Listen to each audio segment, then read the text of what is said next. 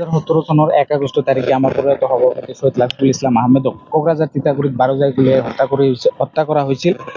আমি এতিয়ালৈকে 9 বছৰ উকলি গ'ল, এতিয়ালৈকে আমি ন্যায় নাপালোঁ। সেইদিনা আমাৰ কেইবাজনো বিধায়কে এছেম্বলিত কোশ্চিন উত্থাপন কৰিছিল। তাৰপিছত আমি চাবলৈ পাইছোঁ আৰু আমাৰ পৰ্বতজোৰাৰ 5 নং পৰ্বতজোৰা সমষ্টিত সন্মানীয় বিধায়ক আছৰাফুল ইছলাম ডাঙৰীয়াই প্ৰশ্ন উত্থাপন কৰিছিল। তেতিয়া আমি মন্ত্ৰীগৰাকীৰ উত্তৰত দেখিবলৈ পাইছোঁ যে 4জন আসামী চিনাক্ত কৰা হৈছিল, তাত এজন জামিন লাভ কৰি আছে আৰু 3জন পলাতক।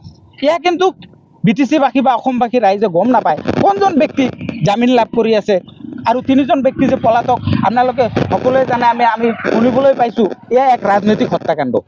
কিয়নো আমাৰ সন্দেহ এতিয়ালৈকে হয় যে, আৰু এইটো কনফাৰ্ম যে এইটো ৰাজনৈতিক হত্যাকাণ্ড, নহ'লে 9 বছৰ উকলি গ'ল, CBI চাৰ্জশ্বিট দাখিল কৰিলে, ইয়াৰ পিছতো আমাক দোষী কৰায়ত্ব কৰিব নোৱাৰিলে। সেই হিচাপত আমি দাবী উত্থাপন কৰিছোঁ আৰু অতি সোনকালে এই 3 বা 4জন ব্যক্তিক আইনৰ আওতাত আনি দৃষ্টান্তমূলক শাস্তি দিব লাগে। সেই হিচাপে আমি পৰ্বতজোৰা জিলা সমিতিয়ে কেন্দ্ৰীয় সমিতিৰ নিৰ্দেশ মৰ্মে আজি বিক্ষোভ কাৰ্যসূচী ৰূপায়ণ কৰিলোঁ।